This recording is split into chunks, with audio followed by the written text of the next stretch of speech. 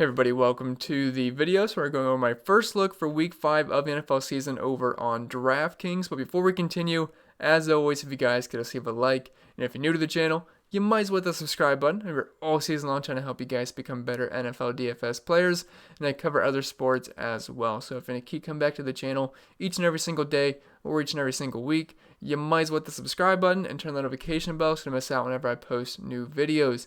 And if you don't follow me on social media, I'm at ChrisPennell16 over on Twitter and CPenn16 over on IG. And if you want some more content over on Patreon, always much appreciated. You get access into my very colorful NFL DFS data sheet, which has pretty much every single statistic you want to look at heading into the weekend. I do preview this for you guys in my first look and final thoughts video, but if you want the entire thing and the cheat sheet, the notes, and the Discord chat, links down below for that if you're interested. But if not, that's fine. Let's just dive into this week's first look video. And as always, we'll start with the quarterback position. There's a lot of good spots here, and I think we have a nice mixed bag of expensive guys, mid-range guys, and pump plays here for the most part. We'll start up top here with Lamar Jackson at 7,900 now. Only a 51-point over-under in this game. Compared to the other games with these quarterbacks, it's pretty low considering there's a 56.5, multiple 54s, and a 54.5. So 51 looks a little bit lackluster here in the sample size, but it's still pretty good. And the Ravens do have a 32.25 implied team total, which is one of the highest on the slate. I believe it's only behind the Kansas City Chiefs. Now, they are massive 13.5-point favorites at home, which could be a little bit concerning. We could see RG3 coming at the end of the game like we've seen a couple of times this season. But if that's the case, I feel like Lamar Jackson already did his job and probably got you close to 30 fantasy points. He hasn't been like absolutely setting the world on fire this season so far, but he's coming off a pretty good game last week versus Washington, and this is a pretty good matchup versus Cincy. They are 10th DVA versus the pass, but overall, this isn't a great defense, and they do struggle versus the run, which is really what you want from Lamar Jackson. Like, if he does stuff in the passing game, good, great, but I'm mostly interested in what he does on the ground. He's only getting 60 rushing yards per game, which is down from 80 rushing yards per game last season, but I still think Lamar Jackson is going to be fine here. Less than 200 passing yards per game, which again isn't great, but we know the upside Lamar Jackson brings us, and Cincinnati not a defense that I'm going to really be too worried about. Vegas isn't either. Again, a 32.25 implied team total. I think Lamar Jackson's probably going to be responsible for a big portion or a large portion of that. So definitely like Lamar, but I wouldn't say he's my favorite quarterback on the slate. Projection wise, he'll look really good, but overall, I'm probably not going to get there in cash games just because there's some cheaper quarterbacks I like and also some pretty good matchups in games that I think might be at least a little bit more competitive.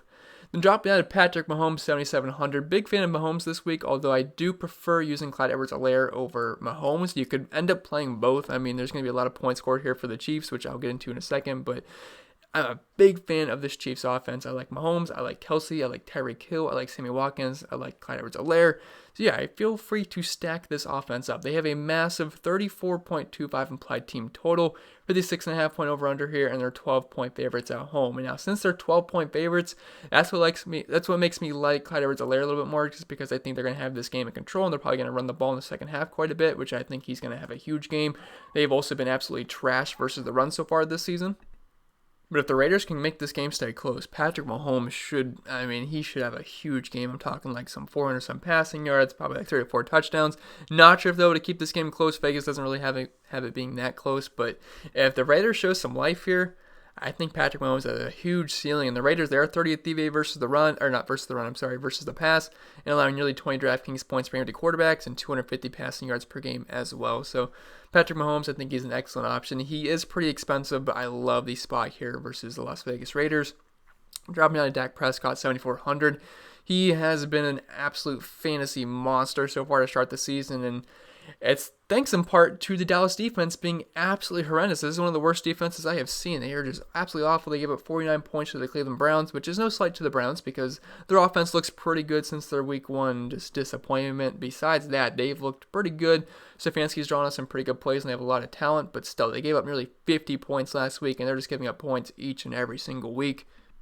And this has made Dak Prescott pretty much play catch-up mode for the most part and just chucking the ball all game. He had over 500 passing yards last week, and I think I saw a stat where he's on pace for like over 820 pass attempts this season, which is absolutely insane. The Cowboys also play at the fastest pace of play this year by a decent margin. I think the Falcons I believe they are second with a pace of play of 24. And then the Cowboys are all the way down to 19. I can't expect them to play this fast all season long just because they have been trailing pretty much every single week and just playing catch up. But That's what the theme of the season for the Cowboys have been so far this year, but they are playing the New York Giants, which I think have scored 3 touchdowns on offense this year, so I really don't think the Cowboys are going to be trailing, especially at home. So I think they're going to have this game under wraps, but I mean, as bad as the Dallas defense has been, if they get themselves into a hole once again, Dak Prescott should have a huge game versus the Giants. This is not a very good defense, and he's just got plethora of, I think, is that the right word? Plethora of options? Something like that. He's got many options to throw the ball to. You got Amari Cooper, you got Michael Gallup, you got CeeDee Lamb, you got Dalton Schultz, you even got Zeke out of the backfield. You can even throw in Tony Pollard in there, so there's not a lack of options here for Dak Prescott. He's been amazing this season for DFS purposes, fantasy purposes, I guess real life purposes. I mean, just for stats wise, like he has been just a treat to watch for if he's on your fantasy team. And just look at the numbers so far this season. He's averaging 422 passing yards per game, 2.25 passing touchdowns per game, a massive 50.25 pass attempts per game, 8.4 yards per attempt. He's also doing some damage on the ground as well, averaging nearly a rushing touchdown per game. This is a good matchup versus the Giants. They're 24th DVA versus the pass, only allowing 17.4 Draftkings points per game to quarterbacks, but I mean, Dallas should be fine here. I mean, you have elite options to throw the ball to, and Dak Prescott, I think he just continues his fantasy dominance that he's been doing. And I do worry a bit that the 9.5-point favorite, maybe they don't have to just chuck the ball game long, which I really don't think is going to be the case. And I like Zeke quite a bit. I actually do prefer Zeke over Dak Prescott in this game just because they're 9.5-point favorites at home. But you can't really bet against Dak Prescott and his pass catchers so far this year. And versus the Giants, he should be able to have a pretty strong game. Deshaun Watson, 6,900. It's not like he's been terrible this season, but he had 3 okay games. Then last week, he kind of righted the ship, having his best game of the year with 23 fantasy points. Nothing crazy, but this is another good matchup here versus Jacksonville. And the Texans do have a team total of 30, which is awesome, but given the quarterbacks we have here, an implied team total of 30 is actually the 4th best behind the Cowboys, Chiefs, and the Ravens, which is crazy. Like last year, seeing a team total of 30 was pretty wild. This year, it's pretty much every single week you got a couple of teams above 30. But definitely like Deshaun Watson here. You can easily pair him up with Will Fuller. I know a lot of you probably paired him up with Brandon Cooks last week. That did not work out, but I think there's another nice spot here for Deshaun Watson. The Jacksonville Jaguars have not been good versus the pass this year. If you're looking at their numbers, they're dead last, 32nd DVA versus the pass, allowing 22.7 DraftKings points for any quarterbacks and 2 passing touchdowns per game as well. You also get a little bit of rushing upside with Deshaun Watson too, so this game should be pretty back and forth, only a 6-point spread in the Texans' favor and a 54-point over-under, so I think Deshaun Watson can have a pretty solid game here versus Jacksonville. Matt Ryan, 6,100. He stunk it up last night. If you're watching Monday Night Football, I had him in my lineup. It was between him or Aaron Rodgers. I like both quite a bit, but I wanted to save some money with Matt Ryan. I figured the Falcons would be in catch-up mode all game, which they were, but didn't turn out to work out for Matt Ryan at all. He just looked pretty bad. But I think this is a pretty good bounce back spot at home versus Carolina, who just does not have that great of a defense. We also have a 54.5-point over-under in this game, and the Falcons are 3-point favorites with a 28.75 implied team total. And I like that price tag. I think Matt Ryan is just a little bit too cheap here. We'll have to see if Julio Jones plays. If Julio Jones doesn't play, it's obviously going to be a downgrade for Matt Ryan, and we saw in the second half when Julio Jones wasn't playing, Matt Ryan was pretty horrendous. But it's going to be hard to pass up that price tag. I mean, it's only $6,100. He's at home in the Dome, where he typically plays better football. And going up against Carolina, he's averaging over 300 passing yards per game this season, over 41 pass attempts per game.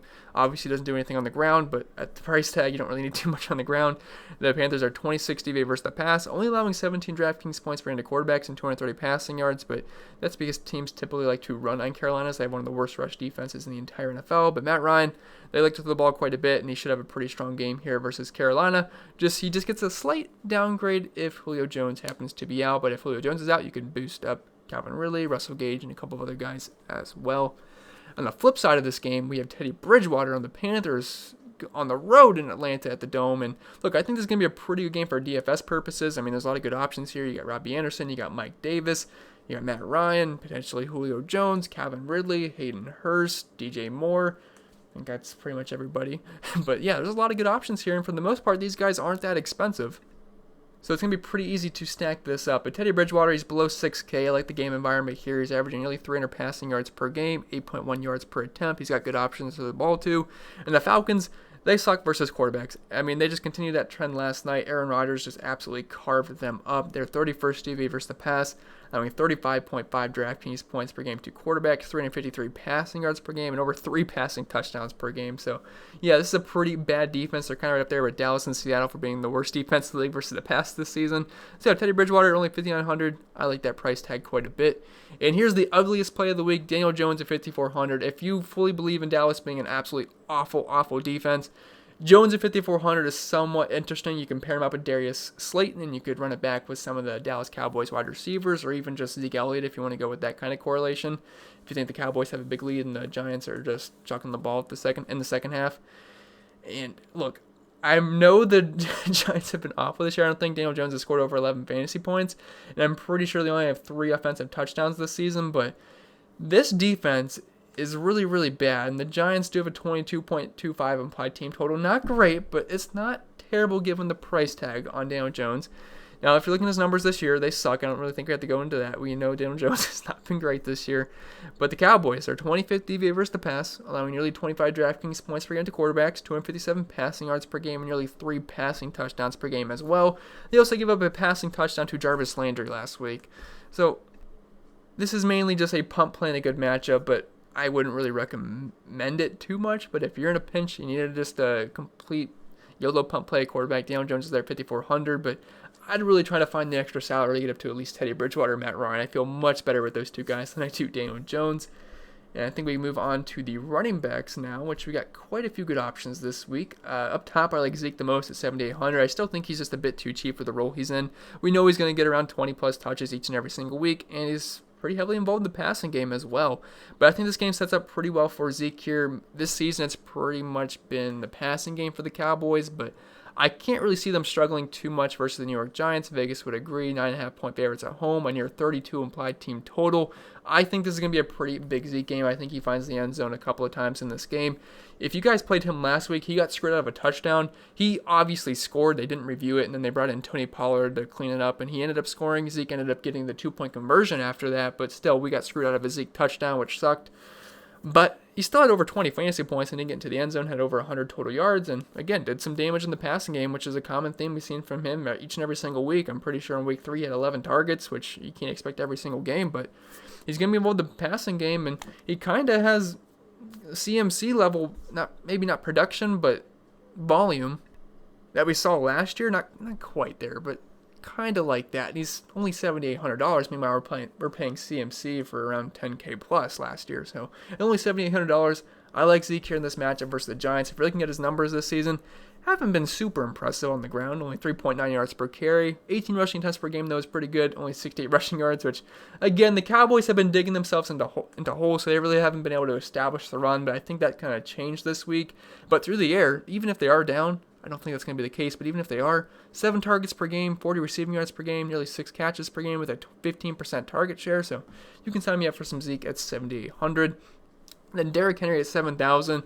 There is no team total out yet, no over-under for this game. I can't imagine it's going to be too high, Tennessee versus Buffalo. Although Josh Allen, the way he's been playing this year, I could see that creeping up there a bit. But assuming the Titans don't get too down into this game, they're going to just pound the rock with Derrick Henry. And also, the Titans had a week off, so Derrick Henry got to rest a little bit, and the rest of Derrick Henry is pretty scary going up against an opposing defense, or I should say, scary for an opposing defense going up against a rested Derrick Henry. We know the volume's going to be there each and every single week for Henry. In his last game, it was versus Minnesota. He had a very good game. I think he scored 30 fantasy points, which was a nice post-hype play, like I mentioned this so long ago. I said he was a nice post-hype play after dudding versus Jacksonville. That's exactly what happened. He didn't have 27 rushing attempts in that game, but on the season, he's averaging 27 rushing attempts per game, 106 rushing yards per game, which, look, I love Zeke this week from a volume standpoint, but look, Derrick Henry, he's getting over 10 rushing attempts per game on average than Zeke Elliott. Now, he's not going to be nearly involved in the passing game as Zeke is, but I definitely like both these guys, 2 bell cow running backs, and like Derrick Henry should have a pretty solid game here versus Buffalo. They haven't been that great versus the run, only 20th DVOA, 22.1 DraftKings points allowed per game, and about 83 rushing yards per game, and nearly a rushing touchdown per game as well. And Derrick Henry, we know he's going to get around 30 touches as long as they're going to be able to run the ball, and it's just tough to stop Derrick Henry over the course of a game. If they can get to him early, yeah, that's great, but he's going to wear your defense down. The guy is hard to tackle, and I mean, just as the game goes on, it's harder to tackle the guy, and the production goes up. So I do think he's a pretty solid play here just from volume alone. I like that price point too. Clyde Edwards-Helaire at 6,800. He's probably my favorite running back on this slate. I like him over Zeke as of right now. He's $1,000 cheaper. And look, there's a 34.25 applied team total for the Kansas City Chiefs. They're 12-point favorites at home, 56.5 point over/under. And the Las Vegas Raiders really struggle versus the run this season. They're 30th DVA versus the run, allowing nearly 40 DraftKings points per game to running backs, over 100 rushing yards per game, and nearly 2 rushing touchdowns per game as well. And they're also kind of getting killed through the air versus running backs with 7.5 receptions per game and 69 receiving yards. Clyde Edwards-Helaire, he is the just clear RB1 on this team. He's the most talented running back. He's going to get more than likely 20-plus touches here. He's also involved in the passing game. So if you're going to give me like 20 to 25 some touches versus the Las Vegas Raiders, I think he's going to have a pretty big game here at 6,800. So I'd expect him to be very, very popular on this slate. And, I mean, if you could fit in Zeke, Henry, and Clyde Edwards-Helaire, I'd feel pretty good about that. You're probably going to get around 60-some touches from those three combined.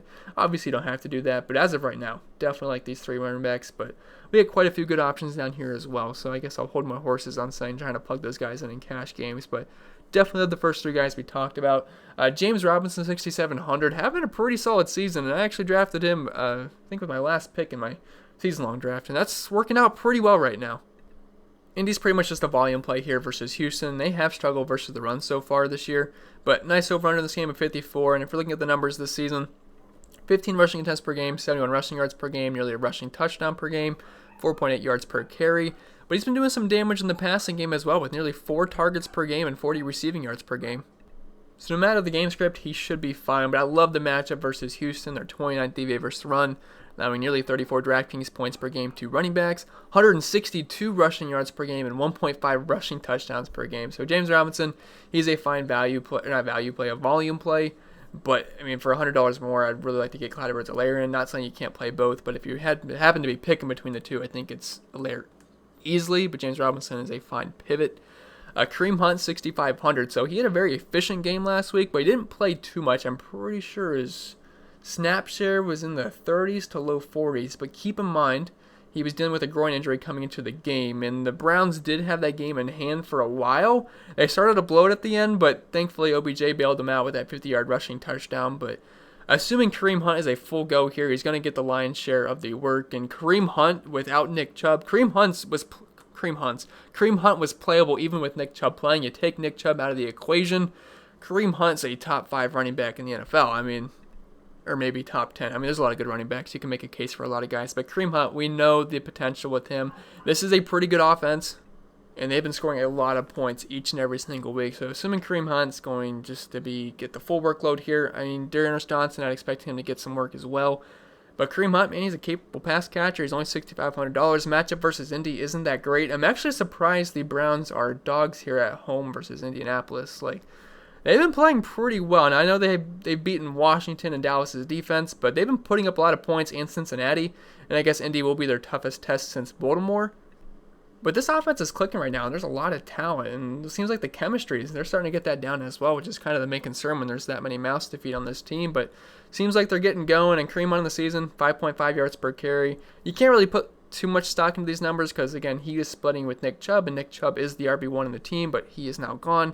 The matchup is not very good. They're 50 via versus the run, 16.6 points per game allowed to running backs, 64 rushing yards per game, but I still think Kareem Hunt, I mean, he should get 20-some touches here versus Indy, and that's good enough for me at 6,500. So certainly interested in Kareem Hunt being the RB1 in this team now.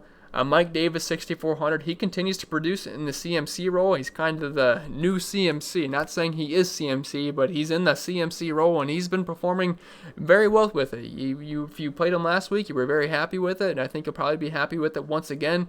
The price did come up from 5,700 to 6,400, but I still think that's a fair price. That should be right around where he should be. You know, it's 6K range, mid 6K, maybe lower 7K. Well, I guess I should take that back. Given the way these salaries are, he should not be up with Derrick Henry, Zeke, or Clyde Edwards-Helaire. So I actually think this is a very good price point for him. And he's just going to be heavily involved in the passing game. He has every single week that he's been the starter. I mean, if we just look at the 3-game sample size the past 3 weeks that he's been starting, 8 targets, 9 targets, 6 targets, and fantasy points scored 15, 23, and 22. I would take that all day at 6,400. He gets a great matchup versus Atlanta, which is known for giving up receptions to running backs, and that's right up Mike Davis's wheelhouse. He's going to get you around 20, 25 touches in this game, and I like this game for DFS purposes, 54.5 point over-under. Tight spread, good matchup. Mike Davis, I think he's a very strong play. If you're looking at how Atlanta's done versus the run this year, they are 12th DVOA, but it's been very easy to pass on them, but they're still giving up 30 DraftKings points to running backs.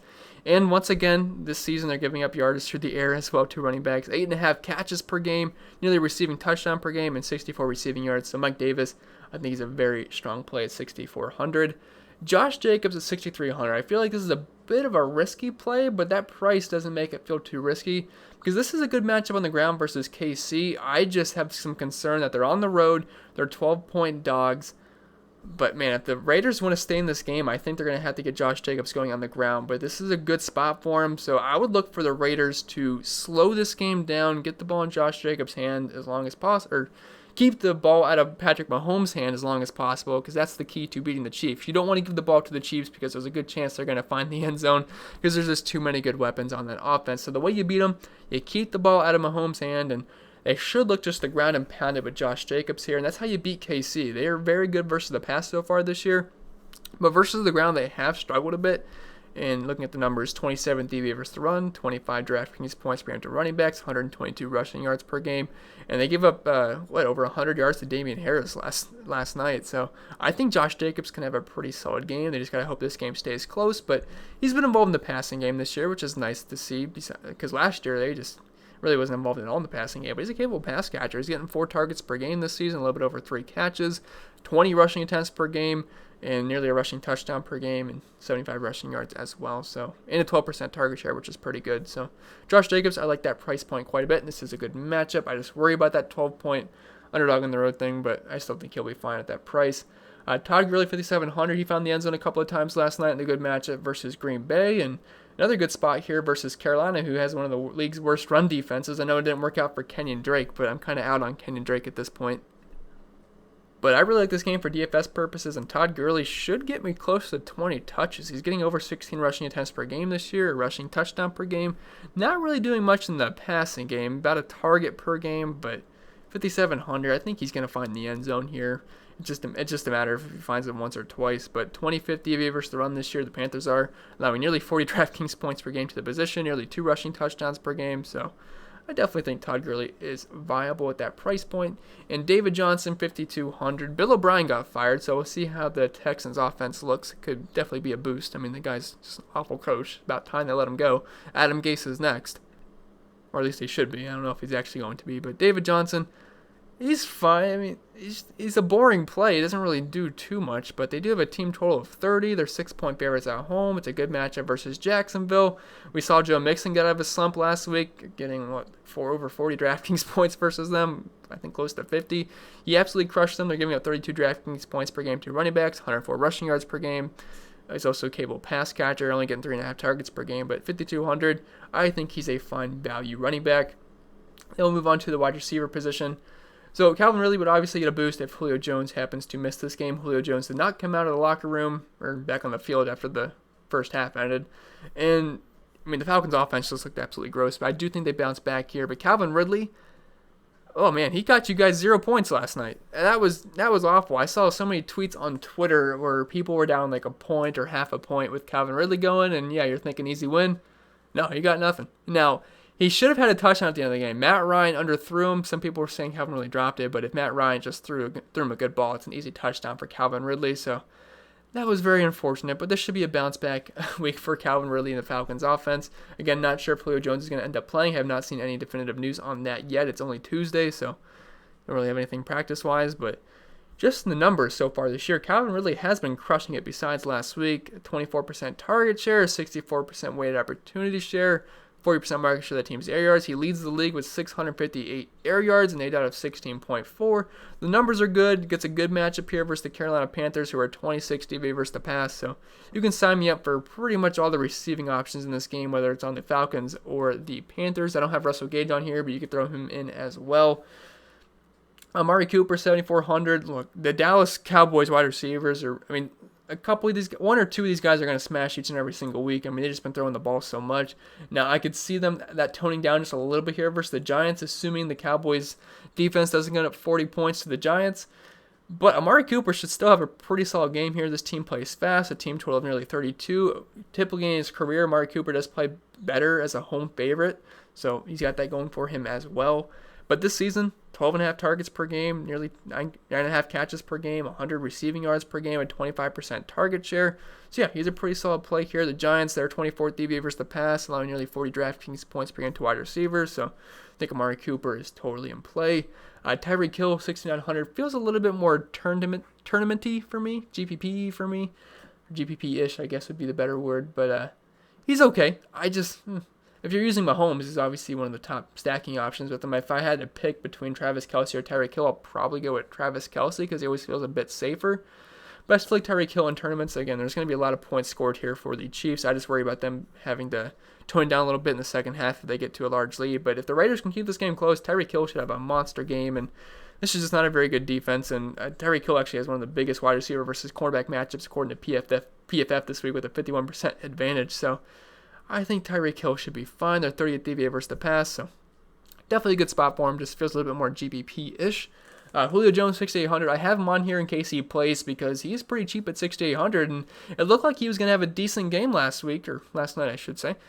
It depends when you're watching this video, but he had, 8 points at the half, and they were going to be pass-heavy in the second half, and Julio Jones just ended up not going out there, and I think he could have had a pretty solid game, but at 6,800, he's viable, but he's definitely been the second option to Calvin Ridley this year. Like, Julio's only sporting, I think, a 12.12 target share in the season, a 30% weight opportunity share, and only a 16% market share of the team's air yards. Keep in mind he has missed some time, so you got to factor that in as well. But this is a good matchup versus Carolina if he does happen to play.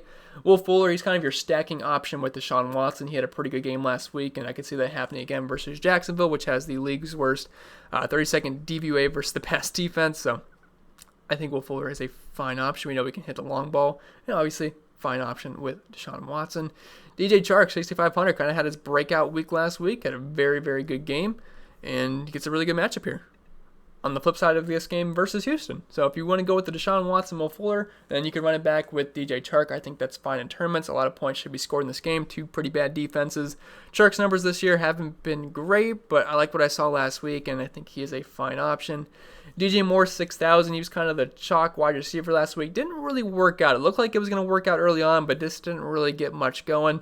The Panthers did have a decent lead in that game, so you can kind of factor that in as well. But DJ Moore should be good here versus Atlanta. Atlanta's one of the worst pass defenses in the league.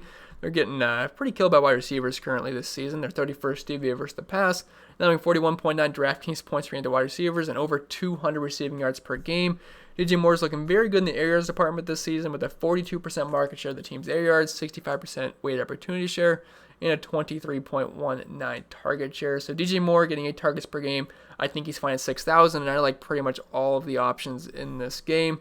They're all very attractive to me, and I like the price points for the most part. CeeDee Lamb, again, this is just getting exposure to the Dallas wide receivers. I mean, so one or two of these guys are probably going to go off each and every single week, and Lamb, he's been fine. He had a good game last week versus Cleveland, 7 targets per game so far, nearly 80 receiving yards per game. There's definitely enough targets to go around if Dak Prescott's going to keep throwing the ball 50 times per game.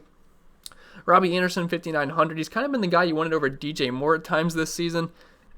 And this is a pretty good matchup. I already mentioned with DJ Moore, so I'm not going to go over it again. But Robbie Anderson's been good this year, nearly 100 receiving yards per game, 8.5 targets per game, a 25% target share, which is a little bit more than DJ Moore's, 61% weighted opportunity share, not as many air yards, but I think both are fine options here versus Atlanta's pass defense.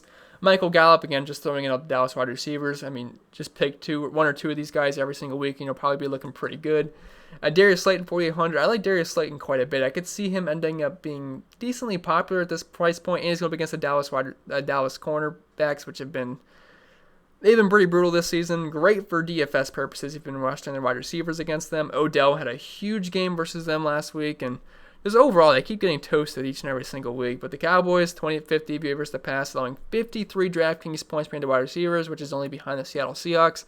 184 receiving yards per game and 2.25 receiving touchdowns as well. So Darius Slayton is the guy that's getting 6.75 targets per game so far, only catching less than 4 of them, but 20% target share. We know he's got some big play upside, so I don't mind Darius Slayton at 4,800. And Sammy Watkins, if you don't want to spend that $7,000 price tag for Tyreek Hill, Sammy Watkins comes in at 4,500 and he's the wide receiver 2 on this team. And his target share, it's 18% compared to Tyreek Hill's 19%. So that's not that bad of a drop-off. We know Sammy Watkins doesn't have that upside that Tyreek Hill does, although sometimes Watkins does get those random blow-up games. So it could be one of those times here versus Oakland, versus Las Vegas. So Watkins at 4,500, like that price point quite a bit.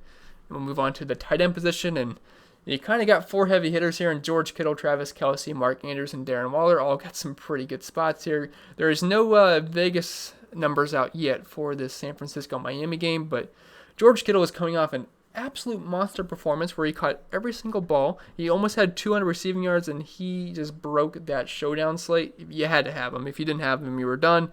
Or you're almost kind of done if you didn't have him in the captain spot either. I mean, you could have cashed maybe without him, but you definitely weren't taking out a tournament without George Kittle in your showdown captain spot.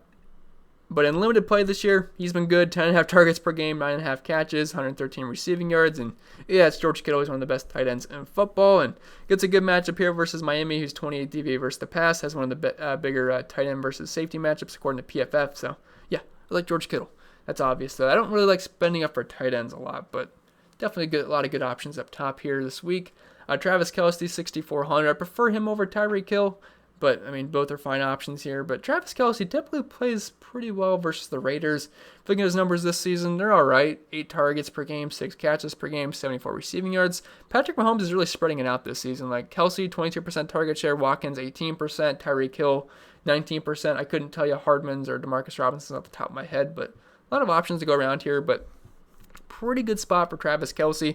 Can't really see him struggling too much. Has a pretty big tight end versus linebacker advantage here according to PFF. They're 30th DVA versus the pass, only giving up 6.4 Draftkings points per game to tight ends and 23 receiving yards. But I think Kelce, I mean, they haven't played a guy like Kelce yet, so I'm going to give him the advantage there for sure.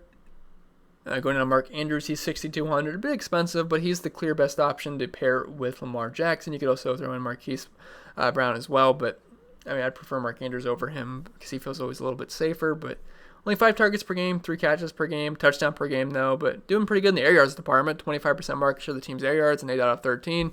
I think he's a fine option here versus Cincy. Darren Waller, 5,900. He's getting a ton of targets this season. I think he's only behind George Kittle in targets, although he has played more than George Kittle, but still nearly 10 targets per game, over 7 catches per game, 61 receiving yards per game. Going up against KC, if you're looking at how KC's done versus the past this season, they are first DVOA, but 10.7 DraftKings points allowed per game to tight ends, half a touchdown allowed per game, and the Raiders should be throwing the ball quite a bit as 12-point underdogs on the road, so Waller should be in line for a pretty heavy workload here through the air. Dalton Schultz, 4,800, he came through late in the game last week, and look, if Dak's going to keep throwing the ball a ton, all of these pass-catching options are going to be viable. He's getting 7 targets per game currently, and this is a good matchup here versus the Giants, so I think he's certainly viable at 4,800. Evan Engram, if you're using Daniel Jones, you can pair him up with Darius Slayton and Evan Engram, running back with some of the Dallas Cowboys guys, but it's tough trusting the Giants, but Engram's fine. He's getting over 7 targets per game, which is good, only catching 4 for 32 yards per game, but a 41% weighted opportunity share, and this is a good matchup versus Dallas and versus tight ends so far this year. 18.4 DraftKings points allowed per game, 64 receiving yards, and nearly a receiving touchdown per game. So don't mind Engram at that price point. And Logan Thomas, he gets targets. He doesn't do much with them, but he gets targets, and that's really all you can ask for at this price point. Going up against the Rams, not the greatest matchup in the world, but 6.5 targets per game, 8 out of 7.6, which is actually second best on this list behind Mark Andrews. 45% weighted opportunity share. And the Rams are giving up 14 points per game to the tight end position specifically, so I think Logan Thomas at 3,500 is fine as a pump play, but that's about as far as I'll go. And the defenses, I mean, I wish I could tell you what defense is going to end up doing good. Yeah, we can use guys with low totals against them, but it's kind of just luck of the draw with defenses. But the Patriots versus Denver seems like a good spot. Rams versus Washington seems like a good spot. Steelers versus Philly, which are running out of practice squad team on offense besides Zach Ertz and Miles Sanders for the most part. They're interesting. And then the Titans are only $2,100. Don't really want to use a defense versus Josh Allen, but they're playing at home and they're basically free. So I could see that end up being like the popular way to go to spend up for running backs, quarterbacks, and wide receivers, or even tight ends this week. But that's going to be it for this video, guys. I hope it was helpful. If it was, make sure you leave a like. And if you're new to the channel, make sure you hit that subscribe button. It really helps me out. Really do appreciate that. Sorry this video is really long, but these videos are usually my longest of the week, and then my shorter videos are the lineup building and the core plays and the showdowns. But appreciate you guys watching, and I'll see you guys in the next one.